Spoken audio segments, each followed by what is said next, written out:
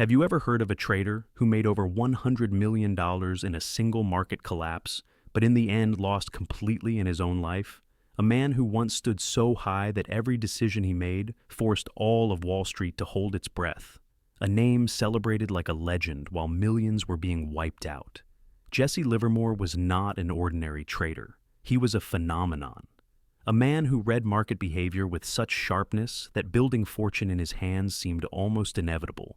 In the late 1920s, when the financial bubble peaked and the market crashed in 1929, Livermore stood on the opposite side. He won so big that even today the number still sounds unreal. The press called him a genius. Wall Street called him unstoppable.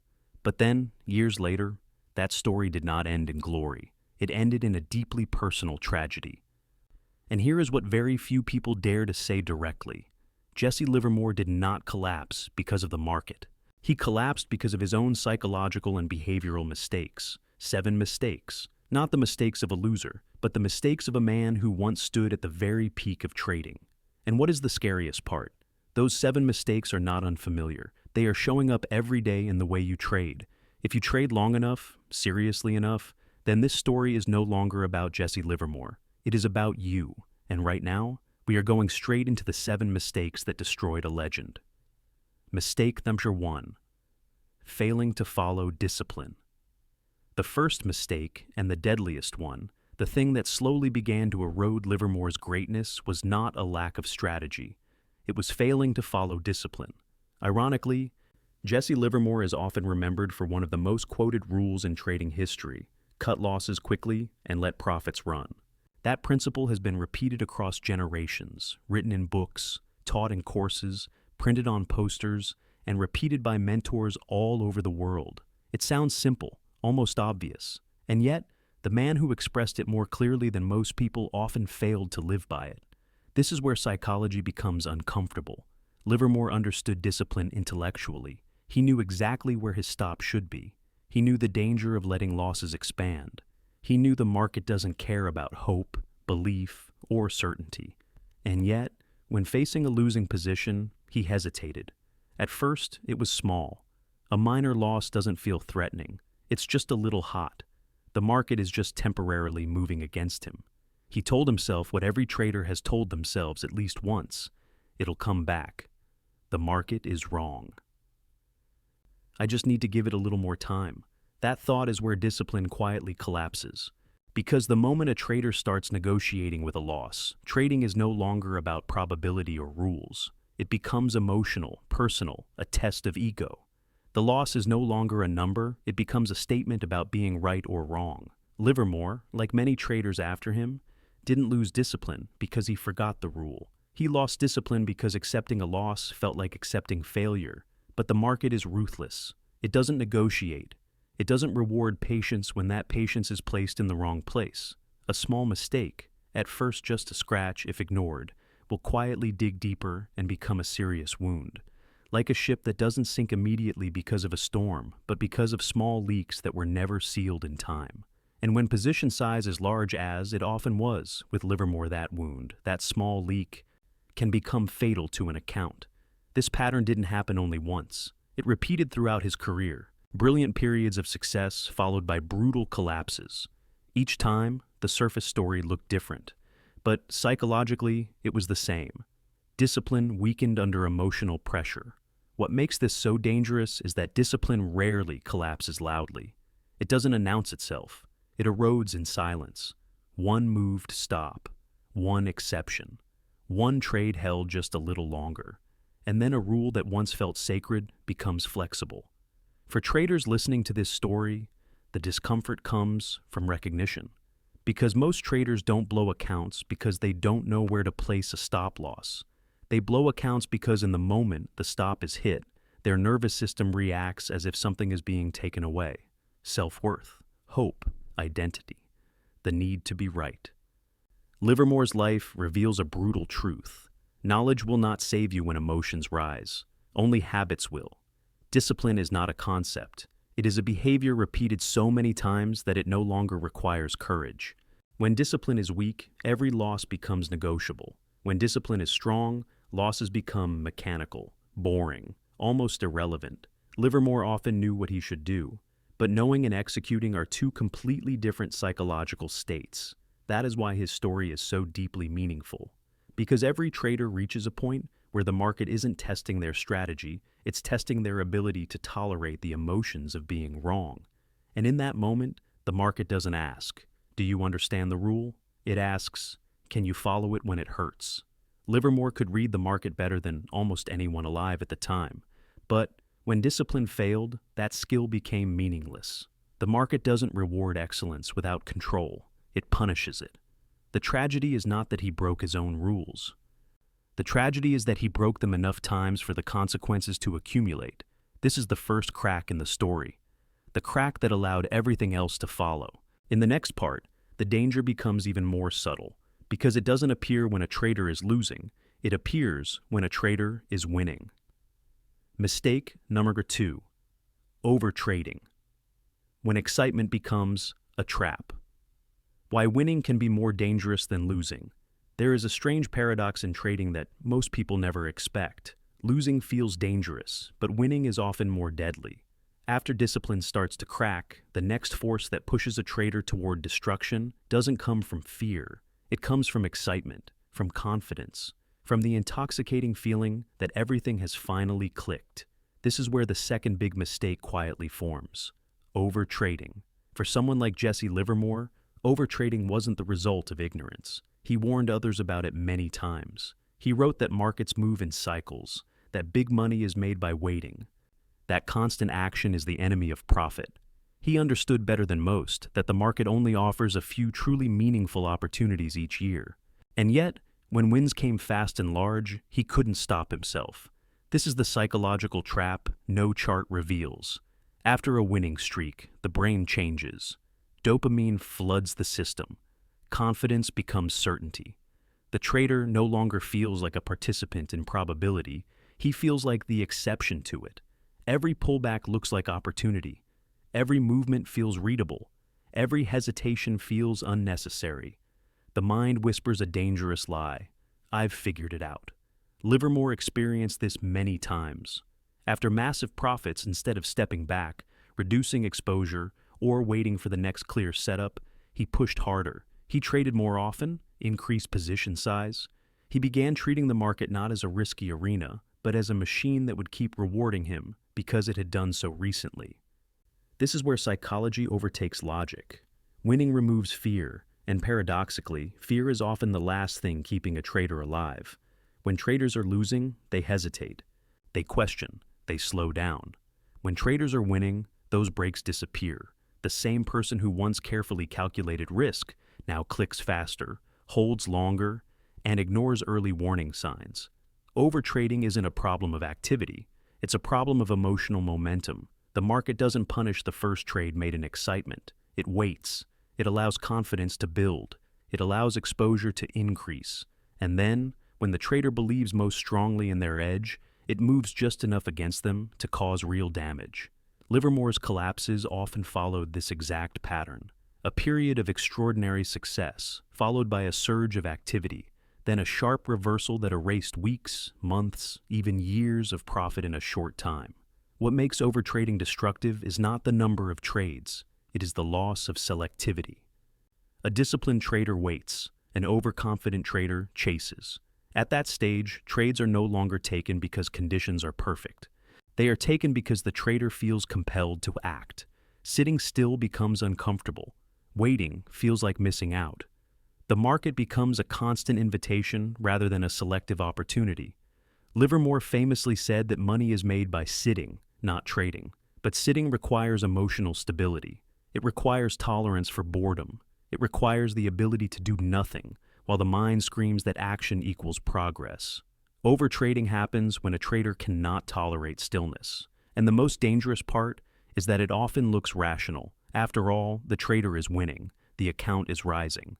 Recent history seems to confirm the behavior. There is no immediate feedback saying the trader is wrong, until there is. When the reversal comes, it doesn't hit one position, it hits many. Correlated trades move against the trader at once. Stops are wider because confidence demands room. Position sizes are larger because certainty feels justified. And then the trader realizes the very behavior that looked brilliant just days earlier has now amplified losses beyond control. That's why many legendary traders don't collapse during losing periods, they collapse after winning periods. Livermore's story teaches a brutal lesson. Success does not remove risk, it disguises it. The market isn't impressed by win streaks, it doesn't reward confidence, it only reacts to exposure. And when exposure grows faster than discipline, collapse becomes a matter of time, not luck. For anyone listening to this, there is an uncomfortable question hidden beneath the story. When was the last time you felt unbeatable? And what did you do right after that? Overtrading doesn't begin with greed. It begins with relief. Relief that the struggle seems over. Relief that doubts have disappeared. Relief that the market finally makes sense. That relief is often the most dangerous emotion in trading, because the moment a trader believes they no longer need to protect themselves is the moment protection becomes most necessary. Mistake number 3, failing to preserve capital. The cost of greed. Making money is temporary. Keeping it is the real battle. There is a moment in every trader's life that feels like they've arrived. The account rises beyond expectations. Losses feel distant. The numbers on the screen no longer represent survival. They represent dominance. At this stage, the danger is no longer making money. It is keeping money. This is where the third mistake begins to form, failing to preserve capital. For Jesse Livermore, this mistake carried more weight than any single bad trade.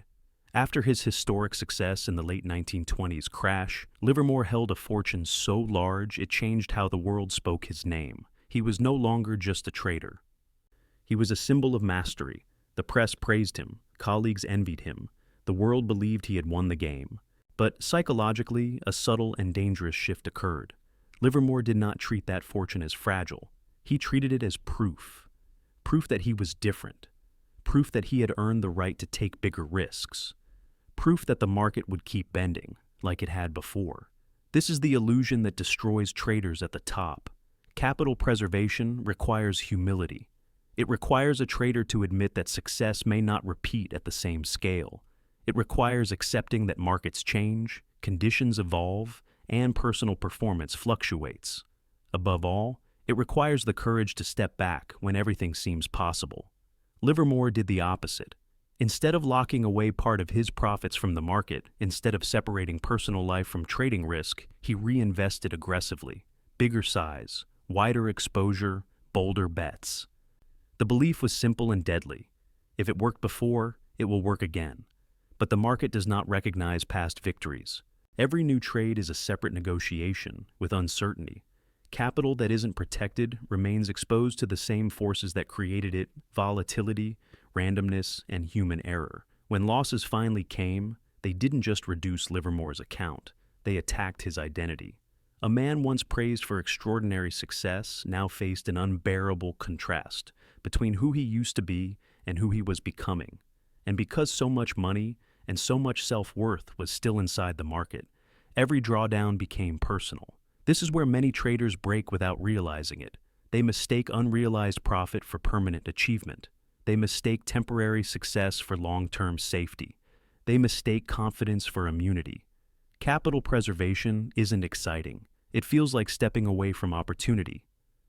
It feels like restraint at the very moment restraint seems unnecessary. And that is exactly why so few traders do it.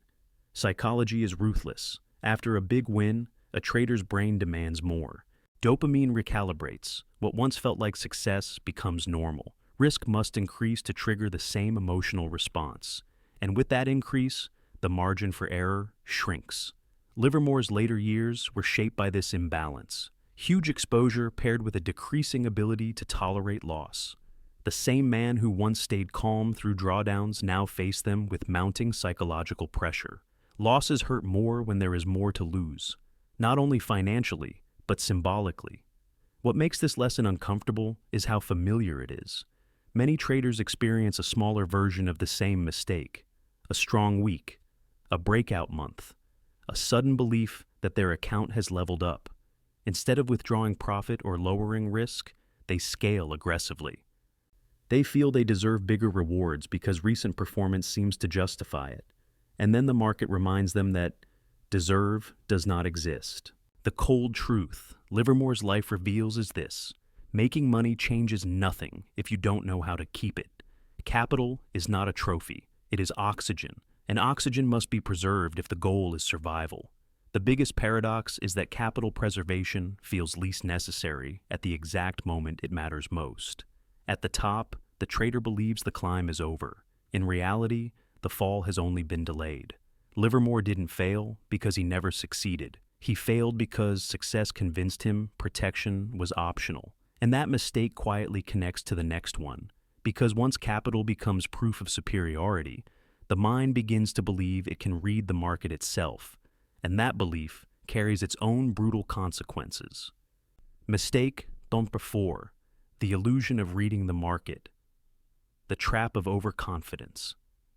When confidence turns into blindness, there is a moment when confidence quietly transforms into arrogance, and most traders don't realize the exact second it happens. It doesn't announce itself. It feels calm. It feels deserved. This is where the fourth mistake takes root: the illusion of reading the market. For Jesse Livermore, this illusion was especially seductive. He had lived through enough cycles to believe markets repeat. Human behavior follows patterns, and price movement leaves fingerprints for those subtle enough to see them. Much of that is true. Markets echo the past. Psychology rhymes. Experience sharpens intuition. But intuition, when unchecked, slowly becomes belief. Belief that strict rules are no longer necessary. Belief that preparation can be replaced by feeling. Belief that the market is no longer uncertain, only temporarily misunderstood. Livermore often spoke about feeling the market. In his early years, that feeling was anchored in observation, patience, and restraint. But later, after repeated success, that feeling changed. It became certainty, and certainty becomes dangerous when it stops listening. This is the psychological turning point where a trader stops responding and starts predicting. The mind tells itself, "I know where this is going. No longer, I have a plan if I'm wrong, but I'm right." Once that shift happens, risk management becomes secondary. Stops feel unnecessary. Position size expands. Flexibility disappears. The trade is no longer a hypothesis, it is a statement. Livermore made some of his most damaging decisions during times when he felt completely certain. Certain the trend was clear. Certain the market aligned with his view. Certain hesitation was weakness. And when the market moved against him, it wasn't just a financial loss, it was psychological shock. Because nothing destabilizes a human more than being proven wrong when you no longer believe you can be wrong. That is the trap of overconfidence. It doesn't come from ignorance, it comes from past success. It erodes memory. It convinces a trader that experience has removed uncertainty. But the market is not a puzzle to solve. It is an environment to navigate. No intuition removes randomness. No experience erases uncertainty. No excellence grants immunity. The illusion of reading the market often leads to the most dangerous bet of all: concentration. When conviction is high, diversification feels unnecessary. Hedging feels wasteful. Risk limits feel restrictive. The trader narrows focus, increases size, and attaches everything to one single story. And when that story breaks, everything breaks with it. Livermore's life shows that markets don't punish prediction, they punish rigidity. Traders who believe they can read the market stop adapting, stop listening, stop asking, "What if I'm wrong?" Instead, the question becomes, why isn't the market doing what it should? At that point, the trader is no longer trading reality. They are trading expectation. This is where many accounts are destroyed, not by volatility, but by stubbornness. The most successful traders understand a quiet truth. Prediction is optional. Reaction is mandatory. They don't need to know what happens next. They need to know what they will do if it doesn't happen. Livermore, at certain moments, replaced reaction with certainty, and that certainty blinded him. Confidence is necessary in trading. Without it, no decision is made. But confidence must always be conditional. It must coexist with humility. The moment confidence becomes identity, risk explodes. The market has no obligation to confirm your belief. It doesn't remember your past success, and it doesn't respect your certainty. Livermore's tragedy is deeper, not because he was wrong, but because he believed he could not be wrong. And that belief opened the door to the next mistake, one that has nothing to do with charts, trends, or strategy, and everything to do with the emotional weight a trader brings into the market. Mistake number 5, personal emotions, the hidden enemy in trading. The market amplifies what you carry inside. There is a myth many traders cling to for years, the belief that trading decisions exist separately, that when the screen lights up, personal life disappears. That pressure stays outside, that emotions can be switched off on command. That myth feels comforting, and it is extremely dangerous. The 5th mistake that quietly accelerated Livermore's downfall wasn't technical, wasn't strategic, and wasn't the market. It was letting personal emotions leak into trading. For Jesse Livermore, the market was never separate from life. His years of success were shadowed by instability outside the chart-strained relationships, repeated personal conflict, loneliness, and growing inner pressure. None of it stayed outside the trading room. It followed him in. This is where trading psychology becomes brutal. The market does not react to emotion, but it amplifies the consequences of it. When a trader is emotionally balanced, losses can be tolerated, decisions remain proportional, risk remains mechanical. But when a trader is emotionally wounded, every trade becomes heavier than it needs to be. Every outcome carries meaning. Winning feels like relief. Losing feels like punishment. At that point, trades are no longer trades. They become emotional transactions. Livermore, like many traders before and after him, began unconsciously using the market not only to make money, but to regulate emotion, to compensate, to escape, to restore a feeling of control when other parts of life felt unstable. This is one of the most dangerous psychological shifts a trader can make, because the market is a terrible therapist. It doesn't care why you trade. It doesn't soften outcomes because you're under pressure. It doesn't reward urgency or desperation. When emotional weight enters the process, discipline weakens, patience shortens, risk tolerance becomes distorted. The trader begins chasing outcomes not because the setup is good, but because the mind needs relief. Livermore's later decisions often reflected this imbalance. Trades executed under emotional pressure lacked the clarity and restraint that defined his best years. The market, once an arena of calculated speculation, became a stage where unresolved personal tension played out in money, and the market always charges a fee. This mistake is hard to face because it is deeply human. Most traders have lived some version of it, trading after an argument, trading while exhausted, trading to forget anxiety, trading to feel powerful when life feels small. The screen becomes refuge and trap. The danger is subtle. The trader may still follow some rules. Stops still exist. But the intention behind the trade has changed. The trade is no longer about edge. It is about emotion, and emotion is impatient. When personal stress is present, traders often increase frequency without realizing it.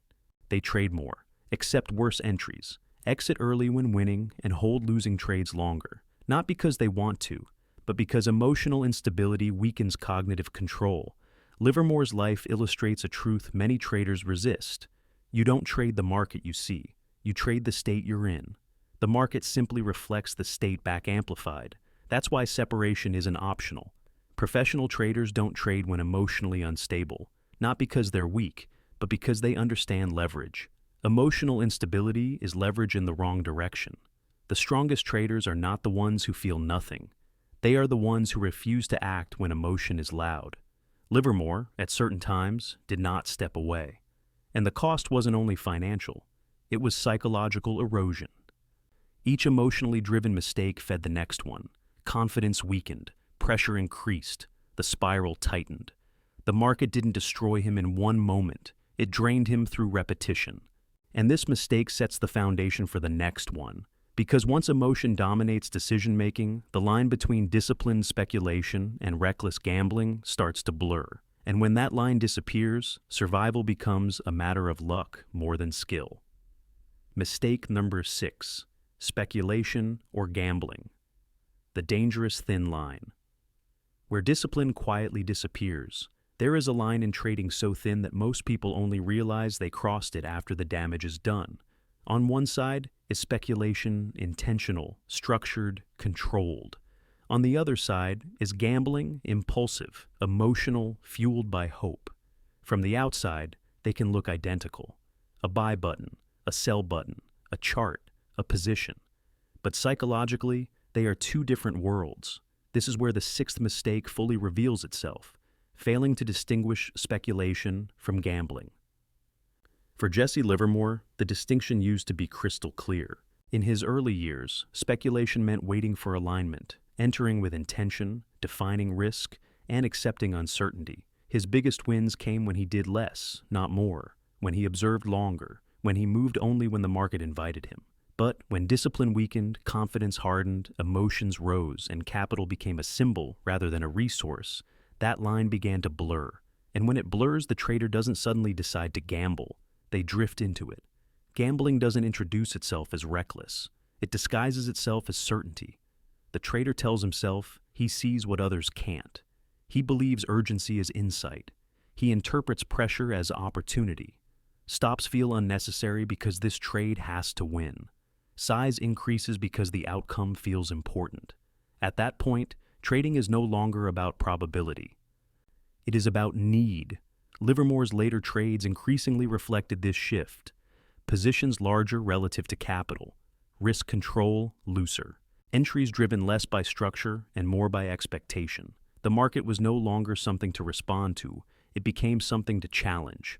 And markets don't lose challenges. What makes gambling dangerous is that it feels active. It feels decisive.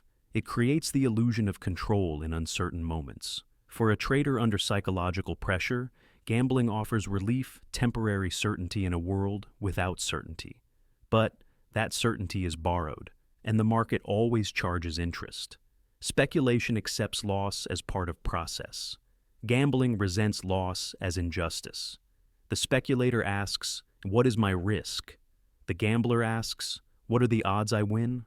The difference is subtle but lethal. When gambling takes over, preparation fades. Journals stop being reviewed. Plans become flexible. Rules become suggestions. The trader starts trading outcomes instead of process. Livermore understood speculation intellectually until the end. But understanding is not enough when emotional pressure rises. Knowledge doesn't prevent self-deception. In fact, it often makes self-deception more sophisticated. A skilled trader can rationalize almost anything. That is why gambling isn't the mistake of beginners. It is often the final mistake of experienced traders who believe they have outgrown it. The most dangerous gambler isn't the novice chasing luck. It's the expert who believes skill guarantees survival. Livermore's tragedy deepened when that line disappeared. Losses stopped being tuition. They became personal insult. Comeback attempts became more aggressive. Risk expanded instead of shrinking. Every attempt to fix the damage made it larger. At that stage, the market no longer had to beat him with intelligence. It only had to wait. Speculation survives because it respects uncertainty. Gambling dies because it denies it. And once a trader relies on hope instead of structure, the final mistake becomes unavoidable, because hope assumes recovery is always possible. But recovery requires preparation, and that is where the last lesson is waiting. Mistake number 7, not preparing for failure. The tragedy of a legend, why even the greatest traders need a way to fall. There is one last illusion that quietly destroys traders long before the market does. The belief that no matter how bad things get, there will always be another chance to come back. This is the final and most tragic mistake, not preparing for failure. For Jesse Livermore, recovery was part of his identity. He had fallen and gotten back up more than once. Each comeback reinforced the belief that failure was temporary, that excellence would eventually reassert itself, that the next opportunity would fix everything. And for a long time, it seemed true. But psychology doesn't age well under pressure. Over the years, the cost of recovery rises. Energy declines, emotional endurance thins, losses stop feeling like a challenge, they feel like a verdict. And because Livermore never prepared for a future where recovery could fail, each stumble became heavier than the last. This is the danger of not preparing. Most traders prepare for winning. Very few prepare for failing. They plan entries, they plan exits, they plan targets. But they don't plan for exhaustion. They don't plan for psychological collapse. They don't plan for the moment confidence stops regenerating. Livermore's final years were shaped by this absence. No emotional buffer, no protected capital, no life separated in meaning from trading outcomes. Every loss didn't just erode money, it eroded identity. When trading becomes the only source of self-worth, failure is no longer a lesson. It becomes a threat to existence. That's why preparing for failure isn't pessimism, it's realism. The market guarantees uncertainty. It guarantees drawdown. It guarantees periods where edge disappears and discipline gets tested beyond comfort. A trader who only prepares for success is fragile by design. Livermore believed deeply in his own resilience, but belief is not a strategy. Recovery requires structure. It requires limits. It requires psychological exits. Without them, pressure accumulates until the mind has nowhere to rest. This is the most important part of his story. Not how much money he made, not how much he lost, but the cost of tying identity too tightly to performance. Traders don't fail because they lose. They fail because they can no longer tolerate losing. Livermore's tragedy wasn't that he encountered failure, it was that when failure came for the last time, he had no prepared way to carry it. This is a timeless lesson beyond charts, strategy, and era. Trading isn't invincibility, it is survival. The traders who last are not the smartest, not the boldest, not the most confident. They are the ones who accept pain, plan for weakness, and build lives large enough to contain loss. Jesse Livermore's life stands as a mirror, reflecting both the peaks discipline and understanding can reach, and the depth psychology can drag even the greatest minds into. His 7 mistakes are not historical anecdotes, they are warnings. Discipline ignored, activity mistaken for progress, capital treated as proof instead of protection, confidence frozen into certainty, emotion allowed to drive decisions, speculation slipping into gambling, failure left unprepared. The market didn't defeat him in one blow. It waited for the mind to turn against itself. And that is the truth every trader must face sooner or later. The market is never your biggest enemy. You are.